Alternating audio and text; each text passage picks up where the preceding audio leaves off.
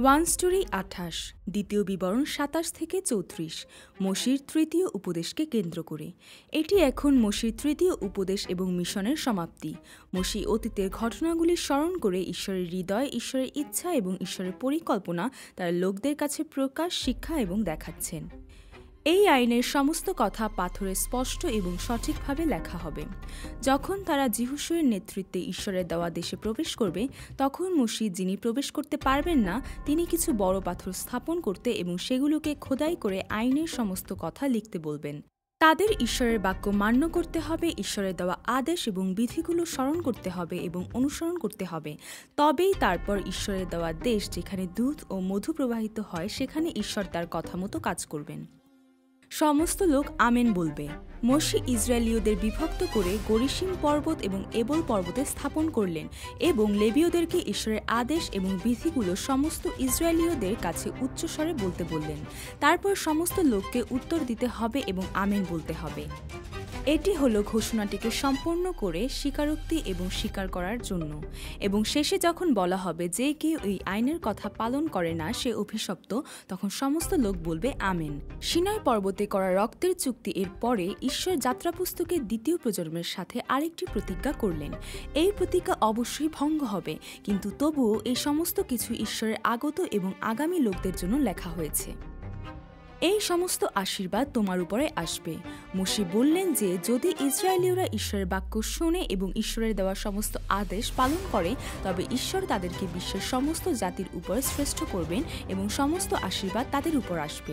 ঈশ্বরের কারণে তারা শহরে এবং মাঠে আশীর্বাদ পাবে, তাদের সন্তান, জমি এবং পশুর বাচ্চারা আশীর্বাদ পাবে, তাদের ঝুড়ি এবং রুটির ময়দা আশীর্বাদ পাবে। তারা যখন প্রবেশ করবে এবং বের হবে তখন আশীর্বাদ পাবে। তাদের শত্রুরা পরাজিত হবে, তাদের গোলা এবং তাদের হাতের সমস্ত কিছু আশীর্বাদ পাবে এবং তারা ঈশ্বরের লোক হবে। এছাড়াও পৃথিবীর সমস্ত লোক ঈশ্বরের লোকদের ভয় করবে, তাদের সন্তান এবং পশুসমূহ এবং জমির উৎপাদন প্রচুর হবে। ঋতু অনুযায়ী বৃষ্টি আসবে, তাদের হাতের সমস্ত কাজ আশীর্বাদ পাবে এবং তারা যদি অনেক জাতিকে ধার দেয়, তবে তারা কারো কাছ থেকে ধার নেবে না। তারা মাথা হবে এবং লেজ হবে না, এবং তারা উপরে থাকবে কিন্তু নিচে থাকবে না। তবে এই সমস্ত কিছুই ঘটবে শুধুমাত্র যদি ইসরায়েলীয়রা মসির মাধ্যমে ঈশ্বরের দেওয়া বাক্য থেকে দূরে না যায়, বাম বা ডানে না ঘোরে এবং অন্য দেবতাদের সেবা না করে। এই সমস্ত অভিশাপ তোমার উপরে আসবে। মসি ইসরায়েলীয়দের সতর্ক করলেন যে যদি তারা ঈশ্বরের বাক্য না শোনে এবং ঈশ্বরের দেওয়া সমস্ত আদেশ পালন না করে, তবে ঈশ্বর তাদেরকে শহরে এবং মাঠে অভিশাপ দেবেন। তাদের ঝুড়ি এবং ময়দার পাত্র অভিশাপ পাবে, তাদের সন্তান, জমি এবং পশুর বাচ্চারা অভিশাপ পাবে। তারা যখন প্রবেশ করবে তখন অভিশাপ পাবে, যখন বের হবে তখন অভিশাপ পাবে। তারা যতক্ষণ না ধ্বংস হয় ততক্ষণ পর্যন্ত তারা যা কিছুতে হাত দেবে তা বিভ্রান্তি এবং তিরস্কার পাবে। তারা ক্ষয়রোগ, জ্বর এবং প্রদাহ, তীব্র তাপ এবং খরা, ফসলের রোগ এবং ছাতা দ্বারা আক্রান্ত হবে। তারা ধ্বংস না হওয়া পর্যন্ত বৃষ্টির পরিবর্তে ধূলি এবং গুঁড়ো হবে। তারা শত্রুর সামনে পরাজিত হবে। তারা মিশরের ফোড়া, টিউমার, পচা ঘা এবং চুলকানি দ্বারা আক্রান্ত হবে, যা থেকে তারা সুস্থ হবে না। তারা পাগলামি, অন্ধত্ব এবং মনের বিভ্রান্তি দ্বারা আক্রান্ত হবে। তারা অসফল হবে, নিপীড়িত হবে এবং লুট হবে। তাদের উদ্ধার করার কেউ থাকবে না। তারা একজন মহিলার কাছে বন্ধক থাকবে, কিন্তু সে ধর্ষিত হবে। তারা বাড়ি তৈরি করবে, কিন্তু তাতে বসবাস করবে না। তারা দ্রাক্ষালতা রোপণ করবে, কিন্তু তার ফল উপভোগ করবে না। তাদের বলদ তাদের সামনে জবাই করা হবে, কিন্তু তারা তা খেতে পাবে না। গাধা জোর করে নিয়ে যাওয়া হবে, কিন্তু ফেরত দেওয়া হবে না। ভেড়া শত্রুদের দেওয়া হবে, কিন্তু তাদের উদ্ধার করার কেউ থাকবে না। তাদের ছেলে এবং মেয়েদের অন্য জাতির কাছে দেওয়া হবে, কিন্তু তারা হাত তুলতে সক্ষম হবে না। তারা যে জমি এবং শ্রম উৎপাদন করে তা অপরিচিত লোকেরা খাবে এবং তারা তাদের সমস্ত দিন কঠোর নিপীড়নে থাকবে এবং তারা যা দেখবে তা তাদের পাগল করে দেবে। এবং প্রভু তাদেরকে এমন বেদনাদায়ক ফোড়া দিয়ে আক্রান্ত করবেন যা নিরাময় করা যাবে না। তা তাদের পায়ের তলা থেকে মাথার উপরে ছড়িয়ে পড়বে। তারা একটি অজানা জাতির কাছে চালিত হবে এবং অন্য দেবতাদের উপাসনা করবে, কাঠ এবং পাথরের দেবতাদের। তারা ভয়ানক উপহাস এবং বিদ্রূপের বস্তু হবে তাদের চালিত হওয়া সমস্ত জাতির মধ্যে। পঙ্গপাল তাদের বপন করা অনেক বীজ খেয়ে ফেলবে, তাই ফসল কম হবে। তারা দ্রাক্ষালতা রোপণ করবে এবং চাষ করবে, কিন্তু কৃমির কারণে তারা মদ পান করবে না বা আঙুর সংগ্রহ করবে না। তাদের সমস্ত দেশে জলপাই গাছ থাকবে, কিন্তু তারা তেল ব্যবহার করবে না, কারণ জলপাই পড়ে যাবে।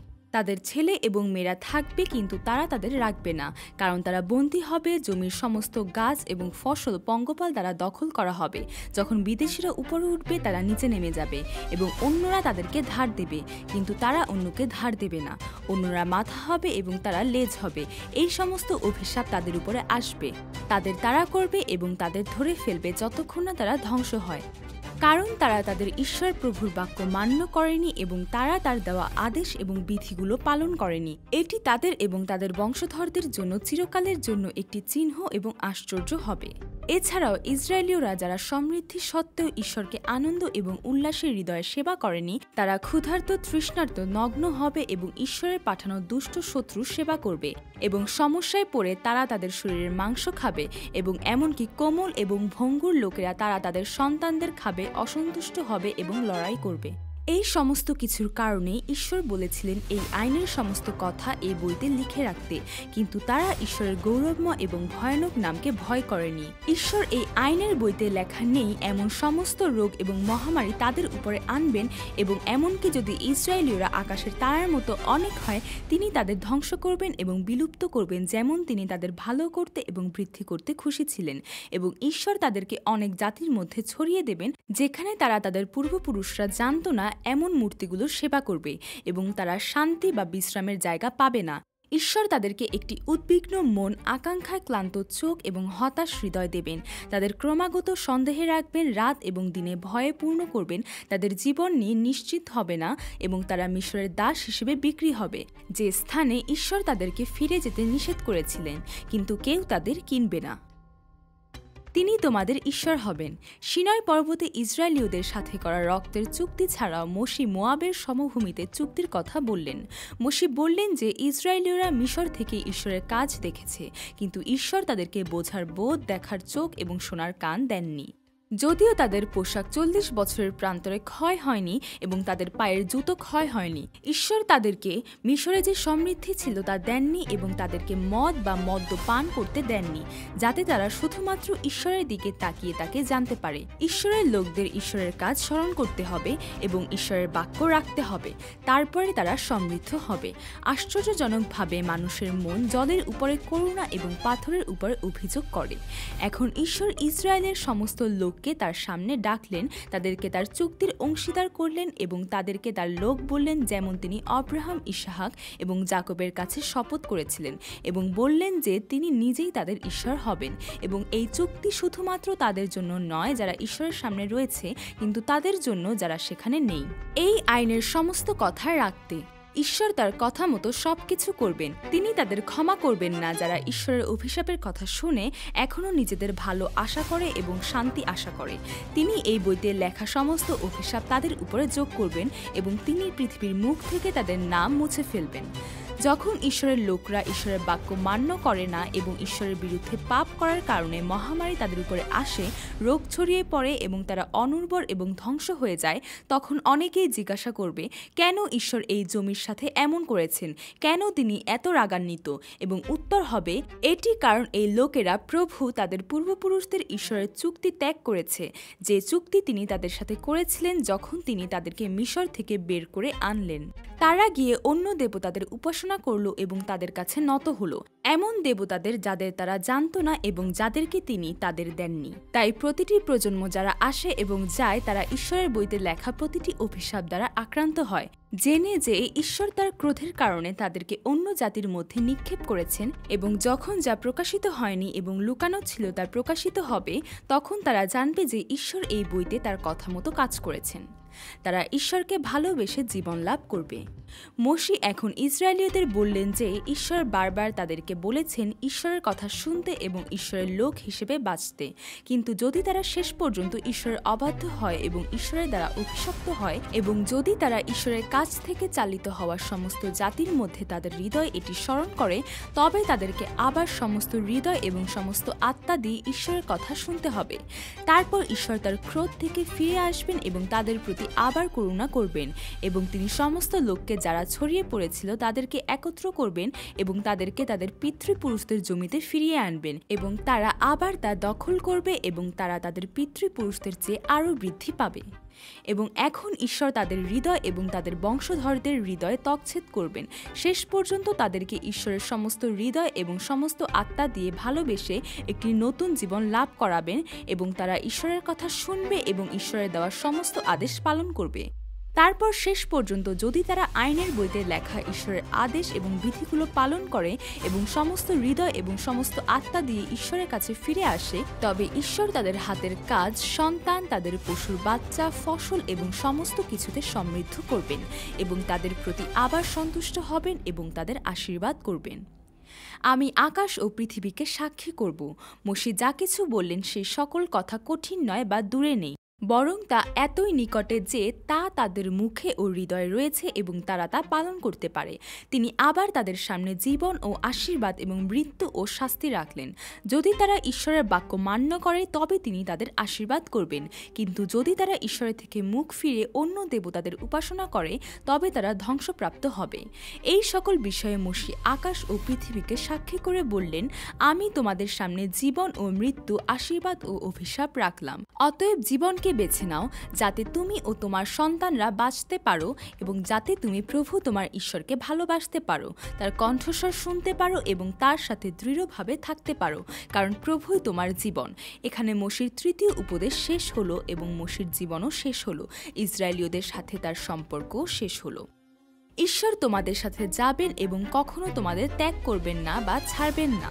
মোশে ইসরায়েলীয়দের বললেন যে তিনি জর্দন নদী পার হতে পারবেন না, কিন্তু ঈশ্বর তাদের আগে যাবেন এবং সেই সকল জাতিকে ধ্বংস করবেন যাদের দেশ তিনি তাদের দিয়েছেন। ঈশ্বর তাদের সেই দেশ দখল করতে দেবেন এবং যিহোশূয়া তাদের নেতৃত্ব দেবেন। তিনি যিহোশূয়াকে বললেন, বলবান হও, সাহসী হও এবং তাদের সামনে ভীত হইও না, কারণ আমি ঈশ্বর তোমার সাথে আছি। ঈশ্বর তাদের সাথে যাবেন এবং কখনো তাদের ত্যাগ করবেন না বা ছাড়বেন না। মোশে যিহোশূয়াকে সমস্ত ইসরায়েলীয়দের সামনে দাঁড় করালেন এবং বললেন যে এই ব্যবস্থার বাক্যগুলো লিখে লেবীয়দের এবং ইসরায়েলীয়দের সমস্ত প্রাচীনদের হাতে দেওয়া হোক। বিশ্রামবার বছরের 7ম বছরে সমস্ত ইসরায়েলকে ঈশ্বরের মনোনীত স্থানে একত্রিত করা হোক, যাতে এই ব্যবস্থা পড়া ও শোনা হয়। তিনি বললেন, পুরুষ, নারী, শিশু এবং তাদের শহরে বসবাসকারী বিদেশিরা এই সকল কথা শুনুক এবং ঈশ্বরকে ভয় করুক এবং এই ব্যবস্থার সকল কথা পালন করুক। এমনকি জর্দন নদী পার হয়ে তারা যে দেশ দখল করবে সেখানেও বসবাস করার সময় তাদের সন্তানরা, যারা এই ব্যবস্থা জানে না, তারা যেন তা শুনে ঈশ্বরকে ভয় করতে শেখে। আজ আমি জানি তারা কি ভাবছে। ঈশ্বর মোশে ও যিহোশূয়াকে ডেকে শেষ কথা বললেন। ঈশ্বর বললেন যে ইসরায়েলীয়রা ঈশ্বরকে ত্যাগ করবে, কনান দেশের অন্য দেবতাদের অনুসরণ করবে এবং ঈশ্বরের সাথে করা চুক্তি ভঙ্গ করবে।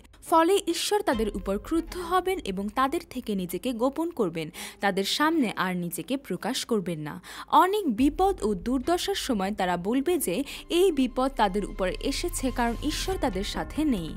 এই কারণে ঈশ্বর ইসরায়েলীয়দের বললেন যে একটি গান লিখে তা ইসরায়েলের সন্তানদের শেখানো হোক, যাতে তা তাদের জন্য সাক্ষী হয়। এই গান তাদের জন্য একটি সাক্ষী হবে যখন তারা ঈশ্বরকে তুচ্ছ করবে এবং ঈশ্বরের চুক্তি ভঙ্গ করবে এবং বিপদ ও দুর্দশার সম্মুখীন হবে। ঈশ্বর তাদের ভাবনা আগে থেকেই জানতেন, এমনকি তাদের নেতৃত্ব দেওয়ার আগে। এই কারণেই ঈশ্বরের পরিত্রাণ সৃষ্টির আগেই রয়েছে। যাত্রা শুরুর আগে ঈশ্বর জানতেন যে ইসরায়েলীয়রা কিভাবে প্রান্তর অতিক্রম করবে এবং কনানে কিভাবে বসবাস করবে। ঈশ্বর যিহোশূয়াকে বললেন, বলবান ও সাহসী হও, কারণ ঈশ্বর তার সাথে থাকবেন। এই কথা কনানীয়দের কারণে তাদের সম্মুখীন হওয়া কঠিন পরিস্থিতির বিষয়ে বলা হয়েছে, কিন্তু এটি ইসরায়েলীয়দের জন্য প্রযোজ্য, যারা কনানে গিয়ে ঈশ্বরের বিরুদ্ধে বিদ্রোহ করবে এবং অন্য দেবতাদের সেবা করবে। মোশে ব্যবস্থার সকল কথা লিখে নিলেন এবং সেগুলো নিত্য নিয়মের সিন্দুকের পাশে রাখলেন। আকাশ ও পৃথিবীকে সাক্ষী করলেন এবং বললেন যে তারা ঈশ্বরের সামনে মন্দ কাজ করার জন্য শাস্তি পাবে। মোশের গান। মোশে এই গান লিখলেন এবং ঈশ্বরের নির্দেশ অনুসারে ইসরায়েলীয়দের শেখালেন। এই গানে মোশে বললেন যে ঈশ্বর তাদের পিতা, তাদের সৃষ্টিকর্তা, যিনি তাদের তৈরি করেছেন এবং প্রতিষ্ঠিত করেছেন। ঈশ্বরের অংশ হলো ঈশ্বরের লোকেরা, ঈশ্বরের নির্বাচিত অধিকার। ঈশ্বর তাদের চোখের মণির মতো যত্ন নিলেন রেবেন এবং ঈগলের মতো তাদের রক্ষা করলেন, কিন্তু তারা মোটা তাজা স্থূল ও স্ফীত হয়ে উঠল। তাদের সৃষ্টিকর্তা ঈশ্বরকে ত্যাগ করল এবং তাদের রক্ষাকারী শিলাকে তুচ্ছ করল। তারা ঈশ্বরের জন্য বলিদান করেনি, বরং তাদের অজানা নতুন দেবতাদের কাছে বলিদান করল। তারা তাদের জন্মদাতা প্রস্তর উপেক্ষা করল এবং তাদের দাতা ঈশ্বরকে ভুলে গেল। ঈশ্বর নিজেকে তাদের থেকে গোপন করবেন এবং তাদের শেষ দেখবেন, কারণ তারা বিদ্রোহী প্রজন্ম এবং সত্যিকারের সন্তান নয়। ঈশ্বর বললেন যে তার লোকদের হৃদয়ে ঈশ্বর ছাড়া অন্য কিছু থাকায় তারা ঈশ্বরের ক্রোধ সৃষ্টি করেছে। তাই তার ক্রোধ সেই মূর্খ জাতির বিরুদ্ধে জাগ্রত হবে যারা ঈশ্বরের লোক নয়। এছাড়াও তারা এই বিষয়ে সচেতন থাকবে যে ঈশ্বর যে শত্রুদের তাদের হাতে সমর্পণ করেছেন তারা তা ভুল বুঝবে এবং নিজেদের বলবে যে এটি ঈশ্বরের কাজ নয়, বরং তাদের নিজেদের ক্ষমতা, কারণ ঈশ্বর না দিলে তারা কিছুই করতে পারে না। শেষে ঈশ্বর ঘোষণা করলেন, আমা ব্যতীত অন্য কোনো দেবতা নেই। মোশে সমস্ত ইসরায়েলের কাছে এই সকল কথা বলার পর তিনি তাদের কাছে তার শেষ কথা বললেন, আজ আমি তোমাদের কাছে যে সকল কথা বললাম তার হৃদয়ে ধারণ করো, যাতে তুমি তোমার সন্তানদের আদেশ করতে পারো যে তারা এই ব্যবস্থার সকল কথা সাবধানে পালন করবে। এই সকল কথা তোমাদের জন্য অলস কথা নয়, এগুলি তোমার জীবন। এইগুলি দ্বারা তুমি সেই দেশে দীর্ঘকাল বেঁচে থাকবে যেখানে তুমি জর্দন পার হয়ে অধিকার করতে যাচ্ছ। মোশির আশীর্বাদ। মোশে ঈশ্বরের বাক্য গানে লিখে রাখার দিনে ঈশ্বর তাকে মৃত্যুর জন্য প্রস্তুত হও বললেন এবং মোশে ইসরায়েলের 12 বংশকে আশীর্বাদ করলেন। তার আশীর্বাদের শেষে তিনি তার শেষ প্রার্থনা বললেন, যিশুরন ঈশ্বরের মতো কেউ নেই, যিনি আকাশে চড়ে তোমাদের সাহায্য করতে আসেন এবং তার মহিমার মেঘের উপর চড়েন। অনন্তকালীন ঈশ্বর তোমাদের আশ্রয় এবং তার চিরস্থায়ী বাহু তোমাদের নিচে রয়েছে। তিনি তোমাদের শত্রুদের তোমাদের সামনে থেকে তাড়িয়ে দেবেন, বলবেন তাদের ধ্বংস করো। হে ইসরায়েল, তুমি ধন্য, প্রভু যিনি তোমাকে রক্ষা করেছেন তার মতো কেউ নেই। তিনি তোমার ঢাল ও সাহায্যকারী এবং তোমার মহিমান্বিত তরবারি। তোমার শত্রুরা তোমার সামনে মাথা নত করবে এবং তুমি তাদের উচ্চস্থানে পা রাখবে। মোশির মৃত্যু এবং যিহোশুয়ার উত্থান। ঈশ্বর যেমন বলেছিলেন মোশি মারা গেলেন, তবে কেউ জানে না যে তাকে কোথায় সমাধি দেওয়া হয়েছিল, এবং জিহুদা পুস্তকে মিখায়েল দূত শয়তানের সাথে মোশির দেহ নিয়ে বিতর্ক করেছিলেন। মোশি যখন মারা গেলেন তখন তার বয়স ছিল 120 বছর, কিন্তু তার চোখের দৃষ্টি ক্ষীণ হয়নি এবং তার শক্তি কমেনি। 40 বছর আগে যখন মোশির বয়স ছিল 80 বছর, তখন তিনি বৃদ্ধ ছিলেন, কিন্তু ঈশ্বর তাকে 40 বছর ধরে রক্ষা করেছিলেন, কারণ ঈশ্বর তাকে ডেকেছিলেন। বাইবেল বলে যে সেই সময় থেকে ইসরায়েলে মোশির মতো কোনো নবী ওঠেননি, যিনি প্রভুর সাথে মুখোমুখি কথা বলতেন এবং যিনি মিশরে ফৌরন ও তার সকল কর্মচারীদের এবং তার সমস্ত দেশে প্রভুর পাঠানো সকল চিহ্ন ও অদ্ভুত কাজ করেছিলেন। মোশির মতো কেউ কখনো সেই মহান ক্ষমতা দেখায়নি বা ইসরায়েলের সমস্ত লোকের সামনে সেই ভয়ানক কাজ করেনি। এবং মোশি যিহোশুয়ার উপর হাত রাখলেন এবং তিনি জ্ঞানের আত্মা দ্বারা পূর্ণ হলেন। তাই ইসরায়েলীয়রা তার কথা শুনল এবং প্রভু মোশিকে যা আদেশ করেছিলেন তা পালন করল। মোশি তার জীবনের শেষে ইসরায়েলীয়দের প্রান্তরের শেষে 3টি বিদায়ী আধ্যাত্মিক উপদেশ দিলেন এবং সেই উপদেশগুলিতে 5টি পুনরাবৃত্ত বিষয় রয়েছে। ঈশ্বরকে ভালোবাসো। মোশি বললেন, তোমার সমস্ত হৃদয়, সমস্ত প্রাণ এবং সমস্ত শক্তি দিয়ে প্রভু তোমার ঈশ্বরকে ভালোবাসো, কারণ আমরা ঈশ্বরকে ভালোবাসি, তাই আমরা ঈশ্বরের ব্যবস্থা পালন করি। আমরা যে ব্যবস্থা পালন করি শুধু এই কারণেই আমরা ঈশ্বরের লোক নই, আমাদের ঈশ্বরকে ভালোবাসতে হবে। ঈশ্বরের বিধি ও ব্যবস্থা পালন করো। ঈশ্বর বললেন, ইসরায়েলীয়দের বলো, আমি প্রভু তোমাদের ঈশ্বর।